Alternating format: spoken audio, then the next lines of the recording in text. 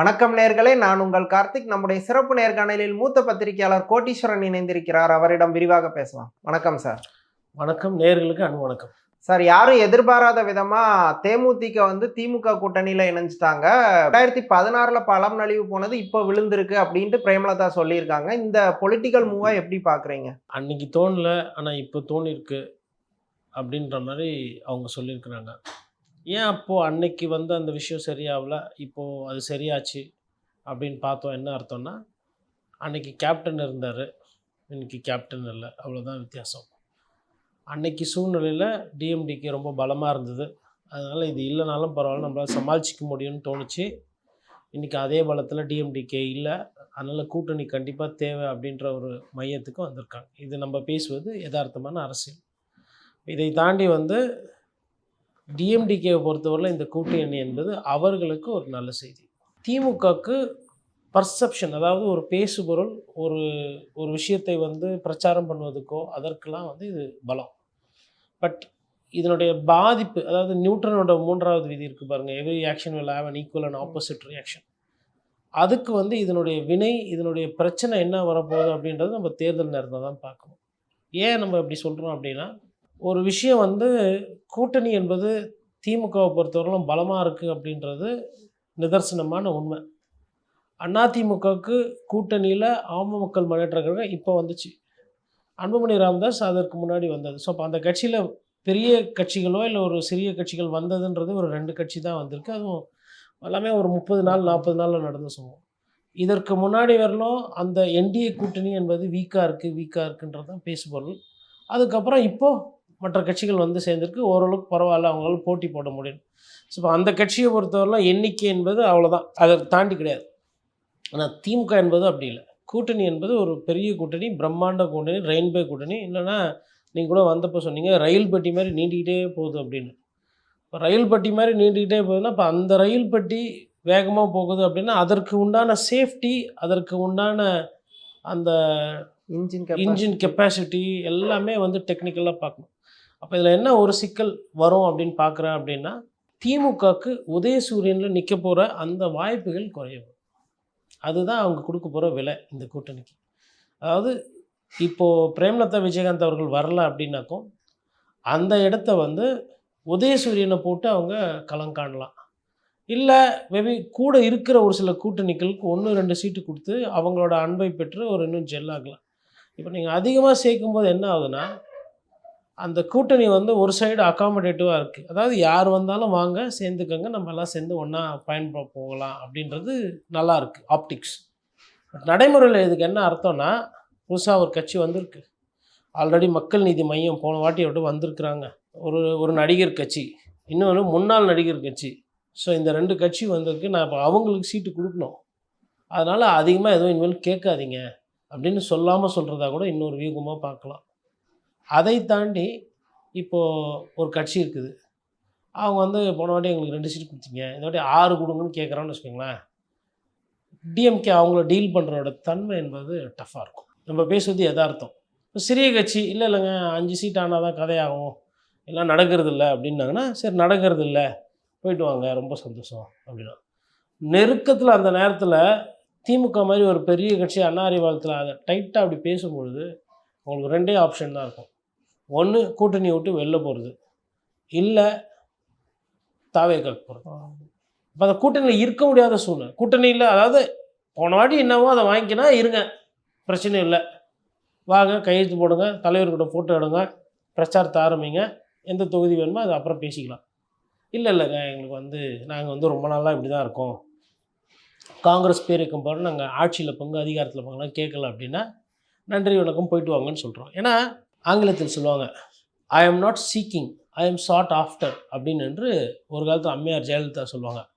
அதே வசனத்தை இன்றைக்கி ஐயா திரு ஸ்டாலின் அவர்கள் சொல்லுவார். என்ன அப்படின்னா, நான் யாரையும் தேடி போகல, என்னை தேடி எல்லாம் வராங்க, அதனால் யாரை வச்சுக்கணும், யார் வேணாம், யாருக்கு எவ்வளோ கொடுக்கணும் அப்படின்றத எம்கே ஸ்டாலின் நான் முடிவு பண்ணுவேன் அப்படின்றது தான் அதுக்கு அர்த்தம். இதெல்லாம் பண்ணும்போது அங்கே போயிட்டு சமூக நீதி இந்த கூட்டணி இல்லைப்பா, சமூக நீதிக்கு நிறைய பேர் இருக்கிறாங்க, நீங்கள் சமூக நீதி இங்கே இருந்து காப்பாற்ற முடியாதவங்க வேற எங்கன்னா போய் கூட காப்பாற்றுங்க, புதுசாக கூட ஒருத்தர் கடை திறந்துருக்கிறாரா பனையூரில், நிறைய சீட்டு வச்சுருக்காரு. அங்கே போனால் நிறைய சீட்டு கொடுப்பாரு, ஆட்சியில் பங்கு, அதிகாரத்தில் பங்கு, ஏன் துணை முதலமைச்சர் கூட தருவார்.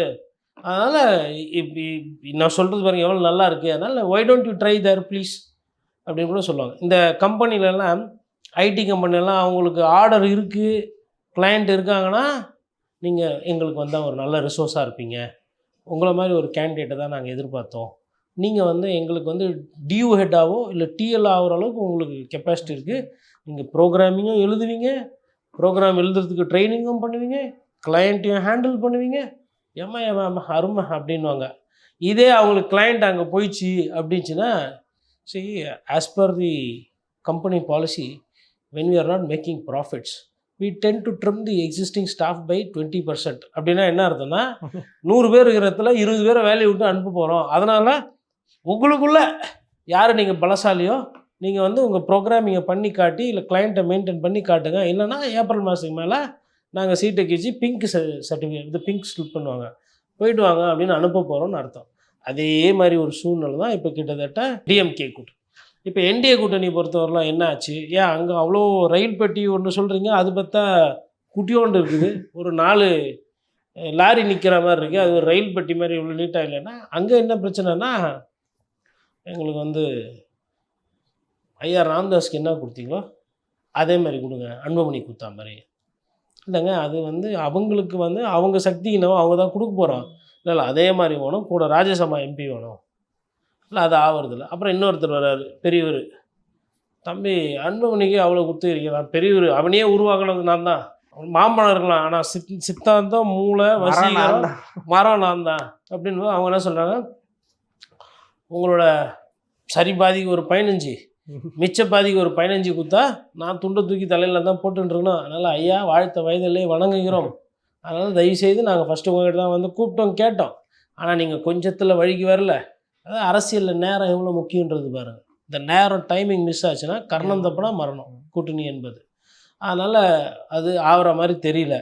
இப்போ எடப்பாடி பழனிசாமி என்ன நினைக்கிறாருன்னா, ஏதோ 8 வாட்டி தோற்றுட்டோம் 10 வாட்டி தோற்றுட்டோம் அப்படின்னு சொல்லிட்டு அதிமுகவில் வந்துட்டு அவ்வளோ சீட்டு வேணும் இவ்வளோ சீட்டு வேணும் அந்த இதெல்லாம் எடுத்துகிட்டு வராதிங்க, சக்திக்கு எவ்வளோ சீட்டோ அதை கேட்டு நீங்கள் வந்தீங்கன்னா நான் சீட்டு தரேன், யார் வேணும் யார் வேணான்றதில் தெளிவாக இருக்கிறோம். அம்மா மக்கள் முன்னேற்ற கழகம் வேணுமா கூட்டணியில், ஆமாம் வேணும். அன்புமணி ராமதாஸ் வேணுமா கூட்டணியில், ஆமாம் வேணும். அதனால் அவங்க வந்து என்னென்னா ரொம்ப பார்த்து போகிறாங்க.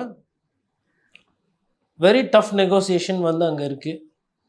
ஒருத்தர் வராங்க கொள்கிறாங்க அப்படின்னா அப்படியே சீட்டு கொடுக்குறது தூக்கி கொடுக்குறது அப்படியே இல்லை. அப்போ அதுக்கு பின்னாடி என்னென்னா அவங்களுக்கு ஒரு கணக்கு இருக்குது, என்னென்னா அதிகமான இடத்துல அதிமுக போட்டி போடணும், ரெட்டல் அதிகமான இடத்துல நின்னால் நம்மளுக்கு வெற்றி வாய்ப்பு கொஞ்சம் சான்ஸு பெட்டராக இருக்கும், நம்ம அதை பார்க்கணும். அதுக்கு வந்து கூட்டணிக்கு 4 பேர் வராங்கன்னு சேர்த்துக்கூடாது. இப்போ இதே நாளைக்கு விஜய் ஒரு வேளை அந்த கூட்டணிக்கு போகிறப்பெல்லாம் அந்த காம்ப்ரமைஸ் அவங்க பண்ணுவாங்க.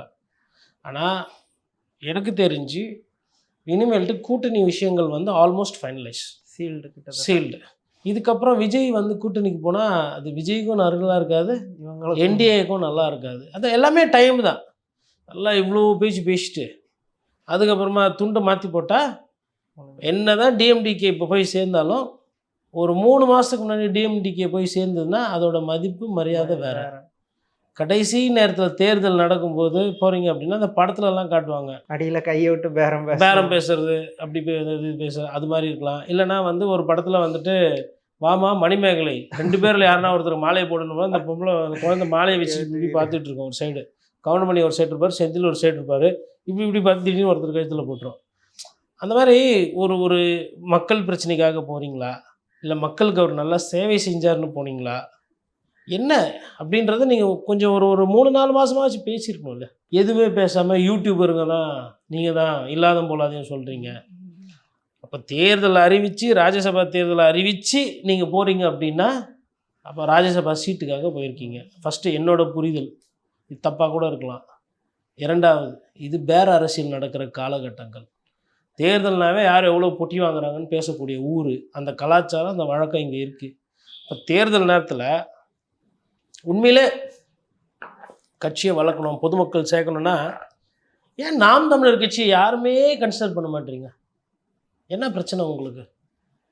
பியூராக இருக்கணும்ப்பா.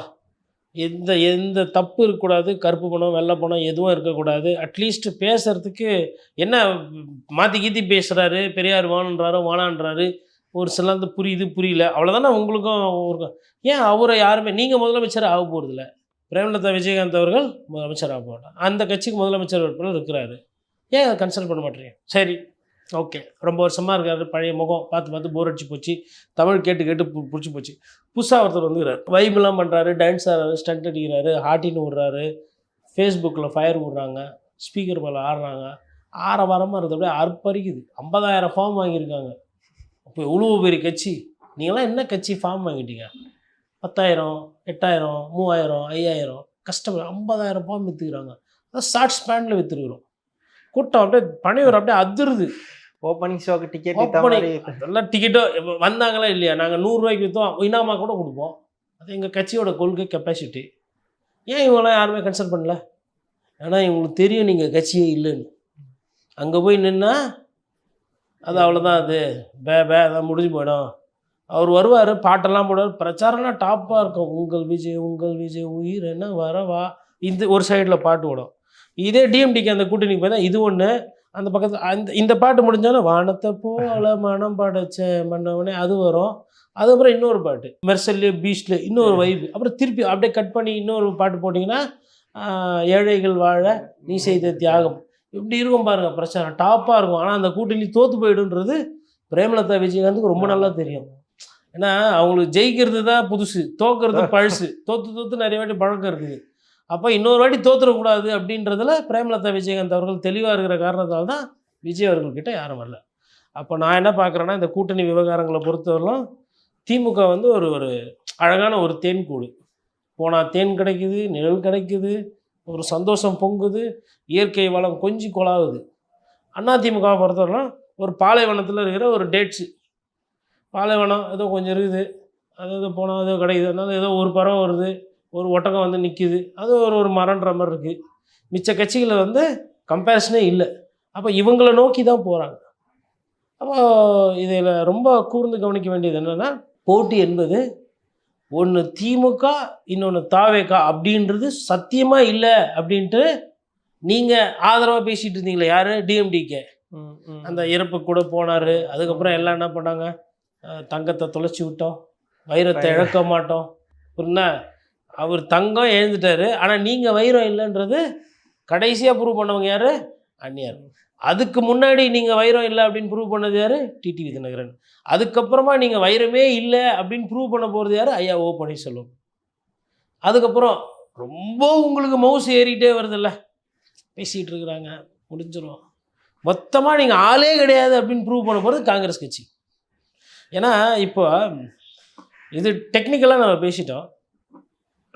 திமுகவோட ஸ்ட்ரென்த் இதில் என்ன பார்த்தீங்கன்னா, ஓகே சீட் எக்ஸ்ட்ரா வேணுமா பா, அவங்க ஒருத்தன் கூட்டணி வரல, அவங்கள வர சொல்லுப்பா. உனக்கு என்னப்பா என்ன டபுள் சீட்டில் வேணுமா ஸ்ட்ரீட்டு? இப்போ அங்கே ஒருத்தர் கூட்டணி வரல, வர சொல்லுப்பா. அப்புறம் வேறு யாருப்பா, வேறு யாருன்னா சீட் எக்ஸ்ட்ரா வேணுமாப்பா, குழு எதனா அமைக்கணுமா? சரிப்பா, ரைட், ஓகே பேசுவோம், குழு அமைப்போம். அங்கே ஒரு கட்சி வரேன்னு சொன்னார்ல, ரெண்டு பேர் அப்படியும் வர சொல்லு. எல்லோரும் இப்போ பார்க்கும்போது என்ன ஆகுனா, இந்த கூட்டணியில் இருக்கவங்களுக்கு ஒருத்தருக்கும் என்னடா சீட்டு கேட்டால் இருக்கிறதும் போயிடும் போடுது. 230 நாள் தான் இருக்குது. ஆந்திராவில் 5, கேரளாவில் 10 வாங்கிட்டு வர முடியாது, தமிழ்நாட்டில் தான் வாங்க. ஆமாம், இப்போ கமல் சாருக்கெல்லாம் தலை சுத்தம். என்ன நமக்கு வந்து வேட்பாளர் கேட்பாங்க 5% நம்புவோம். ஆனால் போன தேர்தலில் நிற்கல, ராஜ்யசபா கொடுத்துட்டாங்க. ராஜ்யசபாவுக்கு 36 எம்எல்ஏன்றாங்க. 36ல் 5 கழிச்சா அப்போ நம்ம 31 சீட்டு கொடுக்கணுமோ அவங்களுக்கு? இப்படியெல்லாம் யோசிக்கும். உங்களுக்கு அரசியல் கணக்கு கரெக்டாக புரியலடா அப்படின்னா இப்படியெல்லாம் யோசிக்க சொல்லும். இப்போ உண்மையிலே ரொம்ப நெருக்கடி யாருக்குன்னு பார்த்தா காங்கிரஸ்க்கு. இப்போ வந்து எப்படி சொல்கிறது, இல்லைங்க 40 சீட்டு வேணும் காங்கிரஸில் போகிறானா, இப்போ அந்த 4 சீட்டு கேட்டு ஒருத்தர் கூட்டணிக்கு வந்தாலும் முதல்ல அவர் வர சொல்லப்பா. இப்போ நீங்கள் இல்லைங்க சின்னதெல்லாம் முடிஞ்சுட்டோம், ஃபஸ்ட்டு இந்த 4 சீட்டு நீங்கள் 2 நாள் கழிச்சு வாங்க, விழுவேன் என்று நினைத்தாயோ அப்படின்னு சொல்லிட்டு கீழே நாங்கள் விழவும் இல்லை, நீங்கள் விழவும் வேணாம், 2 பேரும் நிமிந்து நிற்போம் அப்படின்னு 2 பேரும் நண்பர்களாக வந்தோம், நண்பர்களாக போனோம். அப்புறம் இந்த உங்களுக்கு சமத்துவமாக அதுமாரி எதனா போனோன்னா திமுகவில் ஒரு சிலர்லாம் ஐடிவிங்கில் இப்போ புதுசாக வந்திருக்காங்க. மரியாதை கொடுக்கப்பட்டது. எந்த மரியாதை? காதலுக்கு மரியாதை, அப்புறமா முதல் மரியாதை, இந்த அஃபீசுல்லான்னு சொல்லிட்டு ஒருத்தர் இருக்கார் செய்தியாளர், அவங்களுக்கு புரிஞ்ச மாதிரியே அவங்க பாஷையிலே போடுவார். நல்ல ஒரு மரியாதை சொல்லி கொடுத்த முதல்வர் அவர்களுக்கு ஸ்டாலின் அவர்களுக்கு நன்றி நன்றி. அப்போ மரியாதை போயிடுச்சு அப்படின்னும் போது இவங்களே பாராட்டி பேசிக்குவாங்க. அந்த மாதிரி ஒவ்வொருத்தர் தயாராகிட்டாங்க. இப்போ அதெல்லாம் ரொம்ப சீனியரை வச்சு கலாய்க்கிறதுலாம் கிடையாது, கீழே வெளியே கலாய்ச்சி அமுச்சு விட்ருவாங்க. அதனால் அது ஒரு செய்தி ஆகிப்போச்சு. உண்மையிலே இது ஒரு சைடு டிஎம்டிகேவும் ஸ்டாலின் அவர்களும் சந்தோஷமாக இருப்பாங்க. உண்மையிலே இந்த சைடு என்னடா இது, இந்த அம்மா வேறு கம்மி சீட்டுக்கெலாம் வராது, அதுக்கு நம்மளை விட கூட கொடுப்பாங்களா, நம்ம விட கம்மியாக கொடுப்பாங்களா? எல்லாருமே அதான் திருமாவளவனுக்கு இது ஒரு நெருக்கடியா இருக்கும். அவர் கொஞ்சம் எக்ஸ்ட்ரா சீட் எக்ஸ்பெக்ட் பண்ணாரு. இப்போ அவர் ரொம்ப நாளா கொள்கை கூட்டணியா இருக்கும்போது இப்போ பிரேமலதாக்கு எக்ஸ்ட்ரா சீட் கொடுத்துட்டா திருமாவளவனுக்கு அது ரொம்ப பின்னடைவா போகும்னு சொல்றாங்க. அதுக்கான பாசிபிலிட்டிஸ் இருக்கா? இல்லை, ரொம்ப கரெக்டான ஒரு கேள்வி.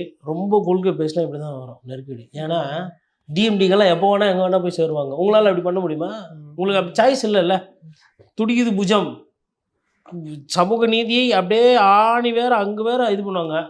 நீங்களும் பிரேமலதா விஜயகாந்த் ஒன்று, புரியாதவங்க வாயில மண்ணு. இப்போ 8 சீட்டு கொடுக்குறாருன்னா, நம்ம விசிகே இவ்வளோ நாள் இருந்தாங்க, கூடலாம் இருந்தீங்க, எல்லா போராட்டம் பங்கு பண்ணீங்க, எல்லா இடத்துலையும் திமுகவுக்கு தோல் கொடுத்து விசிகே தொண்டர்கள்லாம் வந்தீங்க. 8 சீட்னா 2 பேரும் ஒன்றாயிட்டிங்களா?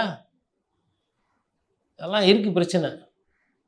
எல்லாத்துக்கும் காரணம் காங்கிரஸ், வைகோ அவர்கள். மதிமுக என்ன பண்ண போகிறாங்கன்னே தெரியலையே. நம்மளும் தெலுங்கில் பேசுவோம், அவங்களும் தெலுங்கில் பேசுவாங்க, வந்தவங்களும் தெலுங்குக்காரங்க.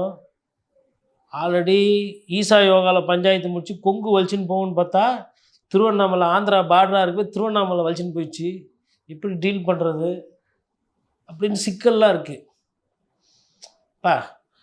உங்கள்கிட்ட ஒரு பொருள் இருக்குங்க, இதே மாதிரி தான்ப்பா இதுவும் இருக்குது அப்படின்னா, colour which colour do you சூஸ்னுமோ ஸ்டாலின் என்ன பண்ணார்? இப்போது இங்கி பிங்கி பாங்கி ஃபாதர் அட டாங்கி டாங்கி டெட் இங்கி பிங்கி பாங்கி அப்படின்னு போட்டு சாய்ஸ் நிறைய ஆகி போகுதுல்ல டிஎம்கேக்கு. கொள்கை நான் போவே மாட்டேன். நேற்று கேட்டால் ஆமாம் கூட்டணியில் இருக்கிறேன், நாளைக்கு கேட்டால் கூட்டணியில் இருக்கேன், நாளைக்கு கேட்டால் கூட்டணியில் இருக்கேன். இதுக்கப்புறம் எங்கே போக முடியும்? அதான் கிட்டத்தட்ட ஆப்ஷன்ஸ்லாம் க்ளோஸ் ஆனதுக்கப்புறம் அவங்க ஒரு செக் வச்ச மாதிரி ஸ்டாலின் அவர்கள் இந்த ஆட்டத்தை சூப்பராக ஆடுறாரு. 2 பேரோட பொலிட்டிக்கல் அக்யூமென்ட்டை நீங்கள் பாருங்கள். பத்திரிகையாளராக இதை பார்த்து நான் ரசிக்கிறேன். எப்படின்னா, ஒன்று கூட்டணியா பேசிடுவோம், சீட் ஷேரிங்கா பேசிடுவோம், குழுவா போட்டுருவோம். டிசம்பரில் இதை தான் சொன்னீங்க. ஆமாங்க, அதை தான் நான் அன்னைக்கு சொன்னதான் இன்னைக்கு மாற்றி பேசலையே. சொல்கிறதா இன்னைக்கு 70 நாள் காத்திருக்கீங்க. ஆமாம், 75 நாளாக காத்திருங்க. இல்லை 75 நாளாக காத்திருக்கும். சரி 80 நாளாக காத்திருங்க, 85 நாளாக காத்திருக்கும். சரி 90 நாள். அப்போ 90 நாள் கிட்ட வரும்போது குழு போட்டுறாங்க. தேர்தல் அறிவிக்கிற வரலாம் அவங்க தெளிவாக இருக்கிறாங்க. கடைசி நேரத்தில் கிட்ட வந்துட்டு இந்தாங்க பிடிங்க சீட்டு. கோச்சிக்கிறீங்களா? கோச்சிக்கோங்க, ஒன்றும் பிரச்சனை இல்லை. தோழமையோடு வந்தீங்க, தோழமையோடு போவோம். மரியாதையாக வந்தீங்க, மரியாதை அப்படி போயிடும். இவரை பொறுத்தவரைலாம் எடப்பாடி பழனிசாமி பார்த்தா, இந்த வேறு நான் ஜெயிக்கிறேன் தோக்குறேன்னு ஆசமாக போகிறேன், நானாச்சு ரெட்டலையாச்சு தனியாக நின்று பார்த்துக்கிறேன். அந்த சக்தி கெப்பாசிட்டி இருக்குது. சும்மா வந்துட்டு நீங்கள் வருவீங்க 8 சீட்டு 16 சீட்டு 24 சீட்டுன்னா வணக்கம் பிம்பிளிக்கு பிஆபி போயிட்டு வாங்க அப்படின்ற அந்த மோடில் இருக்கார். உண்மையிலே டிஎம்டிகே விவகாரத்தில் இபிஎஸ் அவர்கள் செய்தது என்ன கேட்டால் பிரில்லியன்ட். என்னென்னா, சீட்டையும் காசு கொடுத்து, சீட்டும் கொடுத்து, தேர்தலுக்கு நிதி கொடுத்து, உங்களுக்கு ஆளை கொடுத்து, அப்புறம் அங்கே பார்த்தீங்கன்னா அந்த மாவட்ட செயலர் அழுதிங்கண்ணே என் சீட்டை எடுத்து கொடுத்துட்டாரு எடப்பாடியார். எங்கள் மாவட்டத்தில் ஒரு 3 வந்தது, அந்த தம்பியை நிற்க வைக்கலான்னு இருந்தேன்.